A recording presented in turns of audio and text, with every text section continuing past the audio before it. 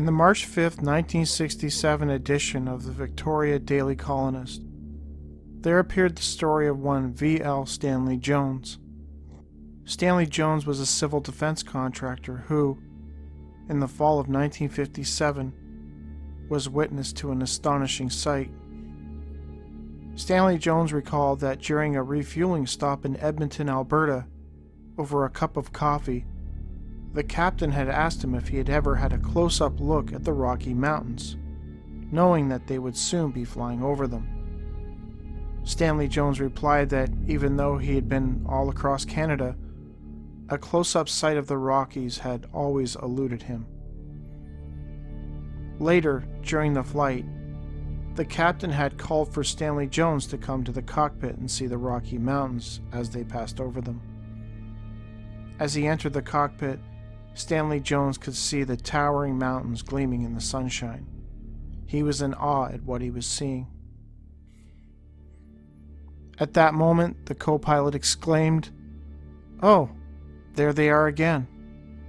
Stanley Jones was confused by the comment and began to look around. He knew that they weren't referring to the mountains. That was when he caught sight of something about 25 miles ahead of them, a huge object crossing in front of them. Stanley Jones noted that it looked somewhat like a Zeppelin, except much, much bigger. He proceeded to ask the pilots what it was, and they replied simply, "You know as much as we do." They added, "We see them quite often." Stanley Jones noted that it was absolutely massive and appeared to reach from one mountain peak to another. It was traveling at a tremendous speed. Soon, a second object appeared, following the same path as the first one. Despite their intimidating, shocking size, Stanley Jones claimed that he wasn't scared at all. In fact, he found it to be quite exciting, though he sensed that the captain wasn't very happy that his co-pilot had drawn his attention to the craft. I know the pilots are not allowed to make public any observations concerning UFOs. The insurance company insists on replacing a pilot who has too many hallucinations. Stanley Jones told this to Klaus Mutner, a reporter at The Colonist. Until I saw these huge objects myself, I had been very doubtful about the stories on flying saucers. This case, occurring in 1957, is yet another in a long line of instances in which pilots are said to have observed a UFO, or in this case UFOs, and were not able to report it for fear of losing possibly their jobs and reputations. Stanley Jones claims the pilots indicated that they were seeing these strange objects quite often. It makes you wonder how many pilots have seen odd objects and not reported them over the years.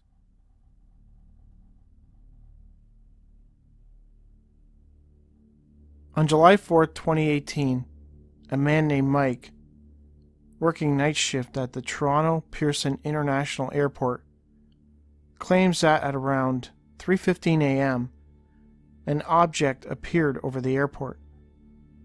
Mike himself was a trained pilot who had spent much of his time around airports, and he initially assumed that it was a satellite. That changed, however, when another object appeared on the scene. I thought it was a satellite because they were really high up, but one starts to pursue the other one.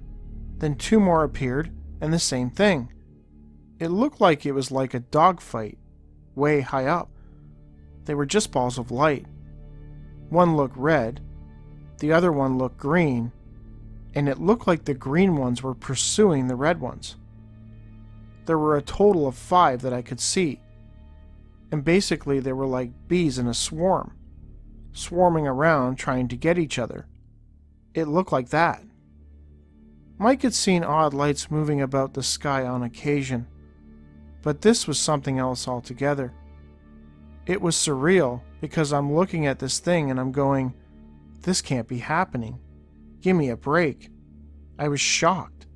I couldn't believe what I was looking at. This was naked eye. These things were covering basically the northwestern sky to the south, and they were flying back and forth in a matter of 5 to 10 seconds. They were covering a huge area of the sky. Just then, Mike claims that things took a very strange turn. Here's where it gets really interesting. I'm starting to see little flashes of light, and I think to myself, what the heck is that? They were shooting at each other. They were actually shooting at each other. It looked like, you know how lightning flashes inside a cloud, and you can see the ambience of the cloud? It went like that, but it was in a straight line, like a laser. The red ones were not shooting at the green ones. Only the green ones were shooting at the red ones. This was unbelievable. Mike guesses the entire event lasted for between 7 to 10 minutes. Eventually the objects departed. Mike looked around but could not find anyone else who had seen the strange objects.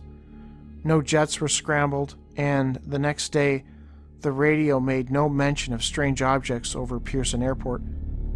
It was as if he alone was the only person to witness the strange sight. There was so much action. It was like a dogfight. It was literally a dogfight. I couldn't believe what I was seeing.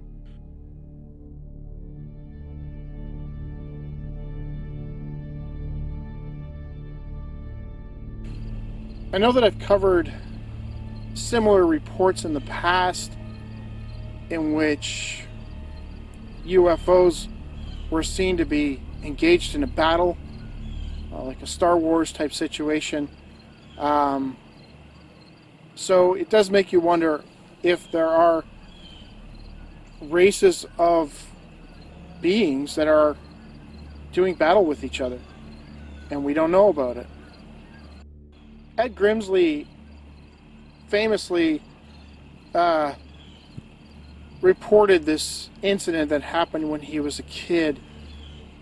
I think it might have been in the Sierra Nevada mountains, where he had been camping with his parents or his father, and they had woken up he woke up in the night, and he went outside and he watched these objects engaged in a battle.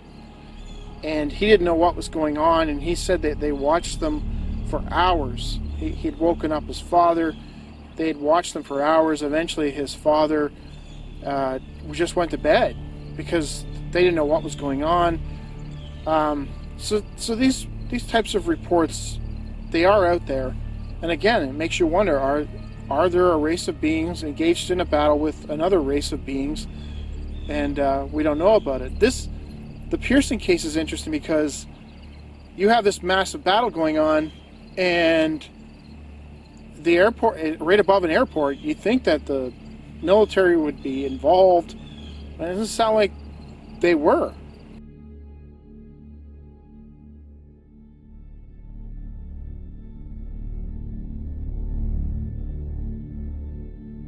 Just north of the small village known as Colony, in Knox County, Missouri, lay the North Fabius River, of which a concrete bridge stretches. A man named J.P.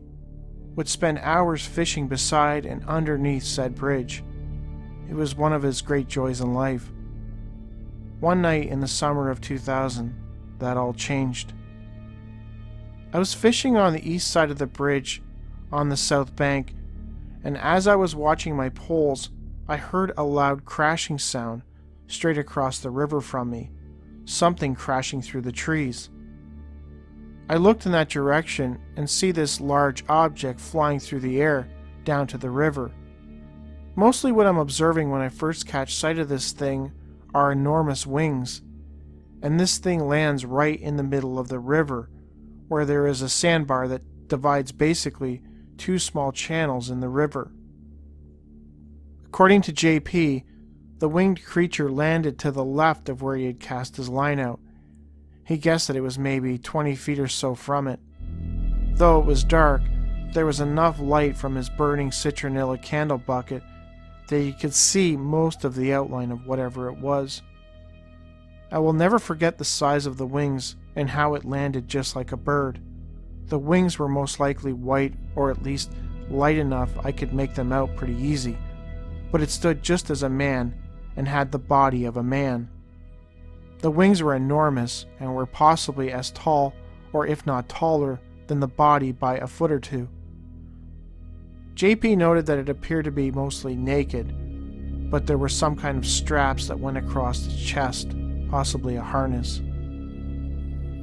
I could not see a face, but it looked like it was wearing some kind of helmet and face shield, and I say this because it looked exactly like the face shield of the DC Comics superhero Hawkman. It had a pointed face shield that looked like a bird's face, and just like the Hawkman character, it had wing-like pieces on its helmet. It looked like a helmet because it appeared to be a different color or shade than its body. After it had landed, the entity stood straight up, its wings tucked in behind him, and for some reason, it stopped moving. It stood completely still for a period of time. Eventually, JP noticed water stirring up. I can't say how much time passed, but it seemed like a long time that I watched it. All of a sudden, I saw it moving even more, and it looked like it had a large vase in its hand, and was dipping it into the water and started pouring water on itself on its right wing. To me, it seemed like it must have been injured because of the way it crashed through the trees. That's what it appeared like anyway. After it did that, it stood straight and didn't move at all. It stood there for the longest time and looked more like a post because it was so still. I watched it for at least another 20 to 30 minutes, and it did not move. I was scared, and I just kept thinking in my mind that it had to be able to see me, or at least see the citronella bucket burning. I started to tell myself that what I was seeing wasn't real. JP had 2 fishing poles with him at the time, but only one line was cast out. The one that was cast out, he began to reel it in slowly while keeping his eye on the entity. At this time, the wind was blowing the candle directly into his face, and it was all he could smell as he finally got his pole reeled in. He grabbed the candle bucket and moved it from his right side to his left side. This seemed to catch the attention of the entity. All of a sudden, I see this thing leap into the water like a dive, and water splashes up, and there's a wake hitting the bank. I immediately grab my poles and take off running up the bank. I kept falling down, scared out of my mind in a total panic, thinking this thing was behind me. I finally got past the rocks and up above the bank and onto the road and went straight for the truck. I took out of there, still thinking this thing might be following me. I was scared. I was actually scared for a very long time. Looking back now, maybe the creature was just as scared as I was. He claims that the entity had what appeared to be straps across his chest. Is it possible that the wings were not attached to the entity, but rather a type of contraption that it was wearing? Its behavior does seem odd though, the fact that it was pouring water onto its wing, in much the same way an animal might do. Also, the witness claims that the entity seemed to stand completely still for many long minutes, upwards of 30 minutes. It seems unlikely that a man in an oversized contraption, the wings were described as larger than its body, would be able to stand completely still for that length of time. And to what end? What exactly was it doing there? I wonder if the being was aware of the witness and was observing him in much the same way he was being observed, and only decided to depart the scene at the moment when it realized that it too was being observed. It's also possible that the entity sensed that it was being watched, and its standing still was a type of defense mechanism, not unlike how a deer will sometimes remain completely still when frightened. The entity itself is interesting in that it appeared to be naked and was wearing a face shield, the type of which reminded the witness of Hawkman from DC Comics. It had large wings and seemed to move, or at least land, with the fluidity of a bird. The description of this being does seem to fall outside the norm with regards to flying entities, which are often described as monsters with wings, unless you take into account supposed angel sightings. If you read enough angel encounter reports or NDE reports, you will hear tell of helmet-wearing, semi-naked beings with oversized wings.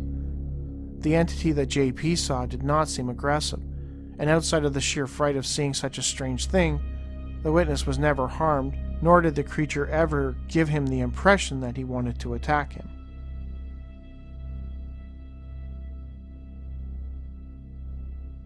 On December 15, 2011, Matt, a Charleston, West Virginia resident, was driving along U.S. Route 35 through Point Pleasant when he claims that he had a terrifying encounter with a strange winged entity. Of course, Point Pleasant became well known to Forteans in the late 1960s when a large red-eyed winged creature resembling a moth spooked locals driving near the old TNT factory. The appearance of the creature seemed to coincide with the collapse of the town's Silver Bridge, an event which led to the death of 46 people. Many believe that the creature was a harbinger of tragedy, while others believe that the moth-like entity was attempting to warn the residents, a type of creepy guardian angel. That debate still rages even today. Matt recalled that it was sometime between 3 and 3:30 a.m. The road was icy and snow-covered as he rounded a bend. Through the haze of falling snow, his headlights illuminated something large standing further down the road. He guessed that it was somewhere in the neighborhood of 8 to 10 feet tall, dark, with wings folded on its back. Whatever it was monstrous, and he proceeded to slow down, eventually coming to a complete stop. The creature was standing in his headlights about 50 feet ahead of him. I just stopped in the middle of the road. I couldn't go anywhere. I froze. This figure, whatever it was, just stood there in the middle of the road, and I was there for, I don't know, a minute or 2 minutes. I mean, I don't know how long, but it seemed like forever, and it finally darted off into the woods. Still quite shook up, Matt remained there for another few minutes trying to collect himself. He noted that something felt off. I just had this weird feeling about myself, he recalled. Eventually he carried on down the road. I kept going around the bend, and about a mile up the road a tractor trailer had jackknifed. There was no other vehicles around. It looked like it just happened. Luckily I was able to call emergency services and get them out on the scene. The date of the incident coincided with the date of the Silver Bridge collapse, and that fact was not lost on Matt. He believes that he may have encountered the same type of entity cited by the people prior to the bridge collapse. He also wondered if it was, in its own strange way, trying to warn him. I mean, it was just, I don't know if it was warning me not to go right then, like whenever that tractor trailer jackknifed. It was like it was just telling me, you need to stop. And I did.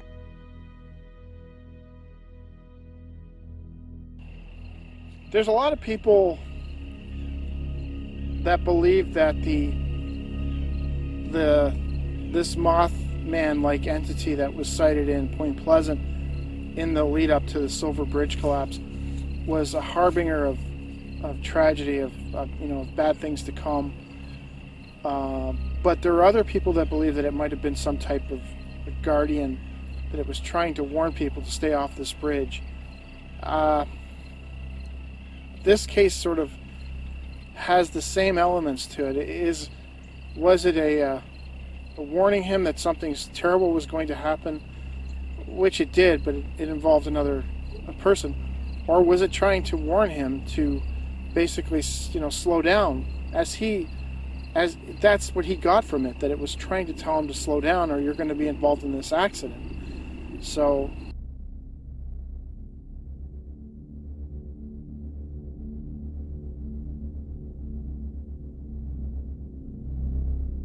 in 1993, Fiona was staying at her beach cottage in Daytona Beach, Florida. She recalls that it was a warm July night when she decided to go for a dip in the ocean. Afterwards, she returned to her cottage. She had a slight headache and decided that maybe she needed to get some sleep. As she lay in bed, just before drifting off, she noticed a bright light outside her window. She immediately assumed that it was from a car parking nearby. That was her last memory of that evening. When she woke up the next morning, she realized that something very strange had taken place. When I woke up, both my hands were swollen to the size of footballs. These blisters were not painful, but were equidistant from each other and also mirror images of each other. She immediately drove to the Halifax Medical Center where the nurses attempted to triage her for medical burns. I had a hard time telling them I was not burned, but they treated it like a burn.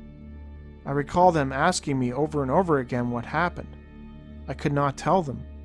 A doctor said she did not know what it was and said she had never seen anything like it before. They said it looked like a radiation burn.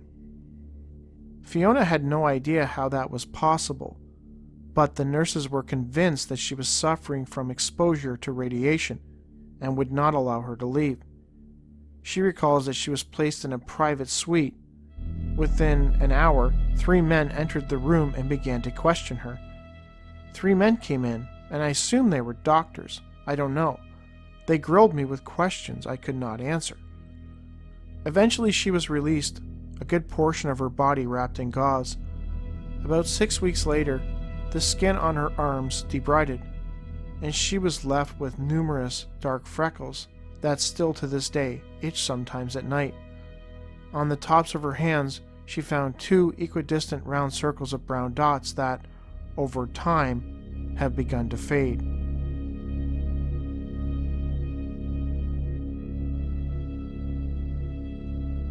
There are a number of cases in UFO literature in which witnesses claim that they encounter a UFO or come in contact with a UFO and suffer burns, radiation-related sicknesses. The Cash Landrum incident is probably one of the more famous ones, but there are a lot of these cases. John Keel used to talk about how people's eyes would become reddened and stuff. So this case, and I know of numerous other ones like it, where people have gone to bed at night, they observe something, or they wake up in the morning and all of a sudden they're just covered in blisters, like they'd been standing out in front of this, in front of a nuclear pile or something like that for hours.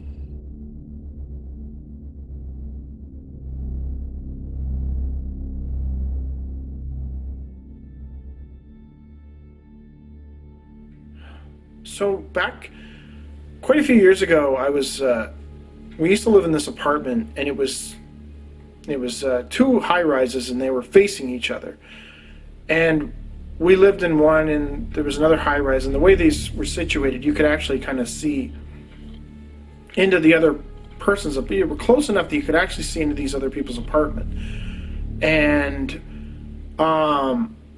generally, at night you could really see into other people's apartments, because the darkness and the light of the interior of the apartments.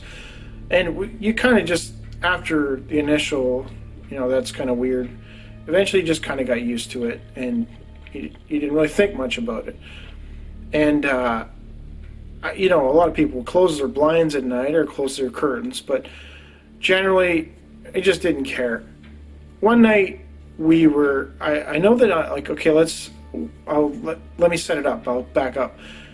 We lived on, I think it was the 8th floor and of this high rise, and one night, it was a Friday night, I believe, because I used to stay up late on Friday nights because they had, I don't know if it was TLC or Discovery Channel, one of those ones, but they used to show back-to-back ghost hunter shows, and there would be like Talking to the Dead and Ghost Hunters, and there was Most Haunted, and they would show all these ghost hunter shows back-to-back, and of course, I love them. I can't get enough of those kinds of shows, even if I don't believe everything I see on them, but I do love them.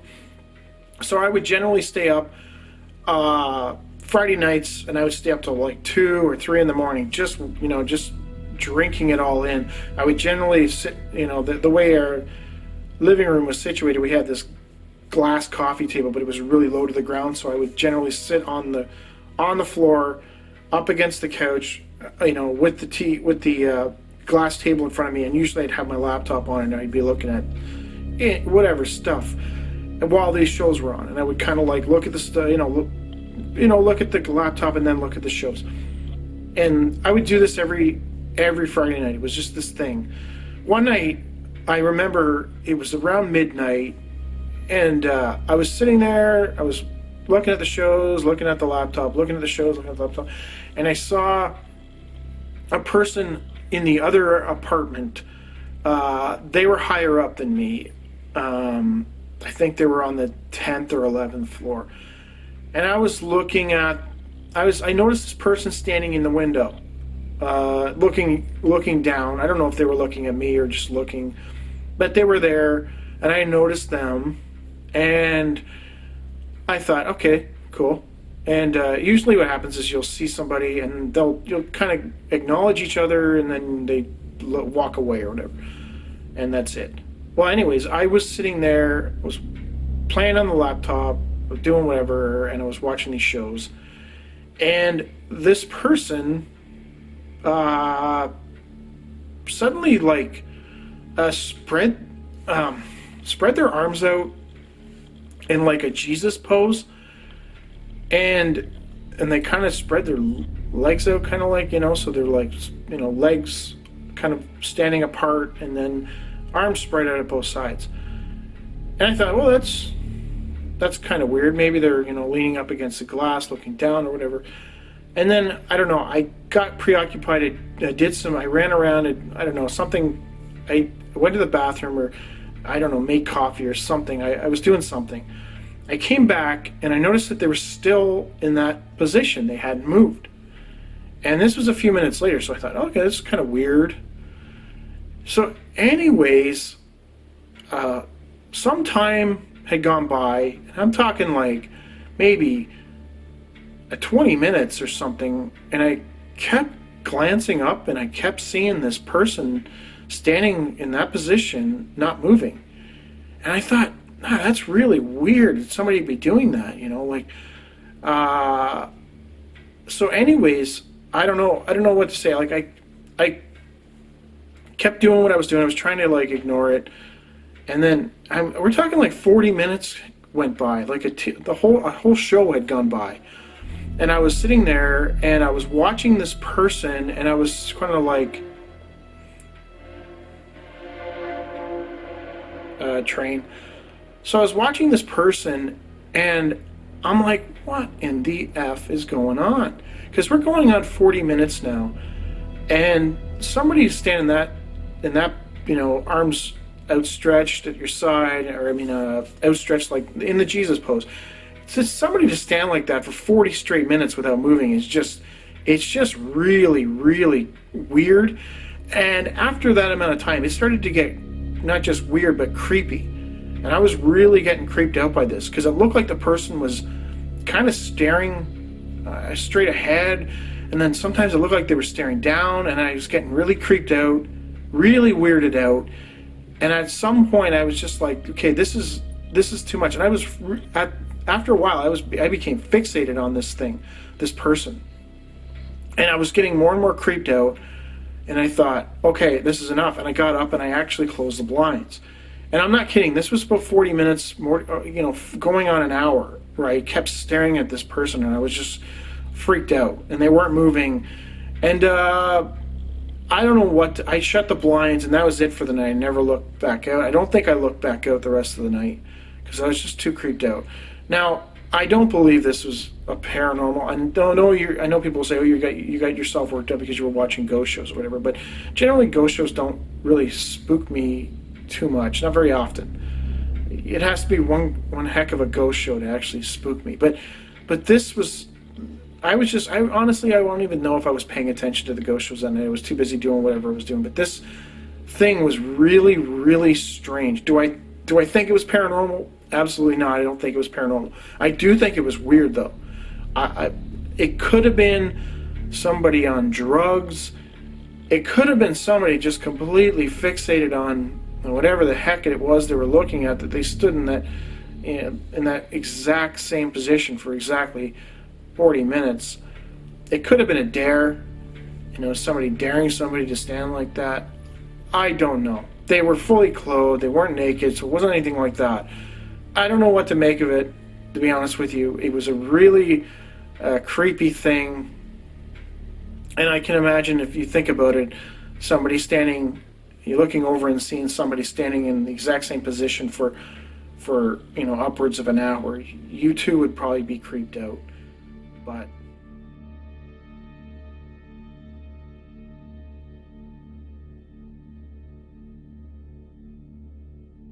A man from Saskatchewan claims that he had an absolutely bizarre experience. At the time, he was friends with a woman named Rhonda. They were just friends, nothing romantic. She lived 400 miles away, while he resided in Saskatoon. He recalls being at home one night, drinking some wine and watching a college football game. He eventually fell asleep on the couch. He was awoken by his dog at around 2:30 a.m. when she jumped up on the couch, notifying him that she needed to go outside and use the bathroom. After she did her business, he let her back inside, turned off the TV, and went to bed. Around 7 a.m. the next morning, he received a telephone call. This would set into motion a strangeness that was hard to describe.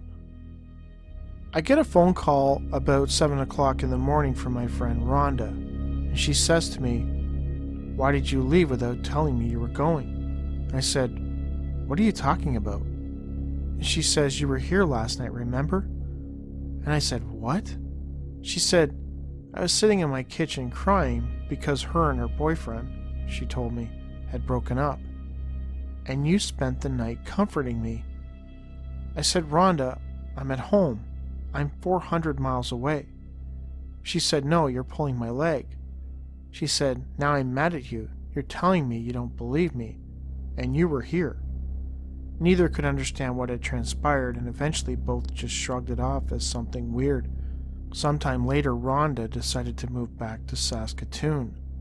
The witness offered to help her move and flew to her home to help her pack. And that's when things got weird.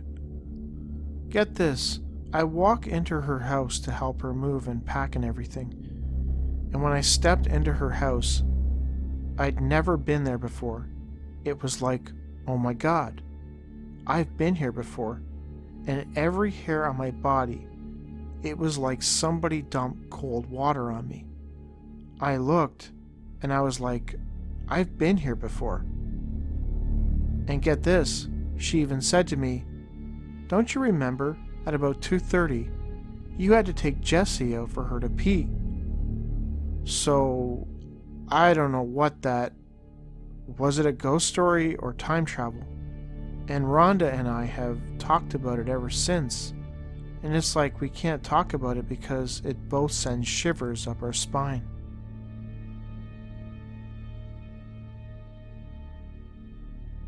In the winter of 1989, Peggy and Ronald Keaton of Grand Rapids, Michigan, left to visit Peggy's ill mother in Toledo, Ohio. Peggy, Ronald, their 3 children, the family dog, and their calico cat, Princess, climbed into the family van for the long journey to Ohio. Somewhere between Grand Rapids and Toledo, Princess vanished. They made a pit stop at a highway rest area about 100 miles from home, and this is where they believe that Princess, who was allowed to roam free inside the van, must have snaked out the door of the van. Ronald did not stop again until he reached his mother-in-law's home in Toledo. It was only then, while unpacking the van, that they realized that Princess wasn't with them. They were certain that Princess would most likely be long gone from the rest area, so returning would be pointless. The Keaton family resigned themselves to the fact that their cat was now gone, and made an attempt to focus on the needs of Peggy's ailing mother. 2 days later, a neighbor back in Grand Rapids, whom they had given their current number, telephoned them letting them know that Princess was sitting on the doorstep of their home, waiting to be let inside. The neighbors managed to wrangle up the cat and cared for it until the Keatons returned home to pick her up. In 1991, 82-year-old Alphonse Mondry was removed from his farm and taken to a hospital in Sarrebourg, France. His cat Michelle, apparently realizing that something was wrong with his beloved master, set out to find him, traveling across stone quarries, fields, forests, and a busy highway, eventually arriving at the hospital. An open door must have allowed the feline access to the interior of the hospital, because later that evening, when a nurse went to check on Alphonse, they found tiny Michelle purring contentedly on the old man's lap. Michel had never been to the hospital, so how was it possible that he could locate his master there? In the summer of 2000, Margaret Bauer of Kearney, New Jersey, agreed to take on a 10-year-old cat named Church from the Goldberg family, who lived in Eatontown, New Jersey, 50 miles to the south. They had decided to give the cat up. When Margaret returned home from dinner that night at around 11:30, the cat was gone. Craig Goldberg was shocked when he saw Church sitting on a windowsill, waiting to be let in. When Craig opened the door, Church limped inside. Church had managed to negotiate heavy traffic, a maze of highways and bridges, and a distance of 50 miles in 7 hours to return to the family he loved. Apparently that was enough for the Goldbergs, who informed Bauer that the cat would be staying with them forever. On February 4, 2002, an orange tabby cat named Skittles returned to his home in Hibbing, Minnesota. Charmin Sampson and her 16-year-old son, Jason, had been forced to leave the Wisconsin Dells without him in September 2001, when he managed to scamper away. He was somehow able to travel 350 miles across 2 states in those 6 months until he returned to the family he loved. Accounts of cats who find their way home after traversing great distances are truly amazing stories, as they speak to the bond that connects feline and human.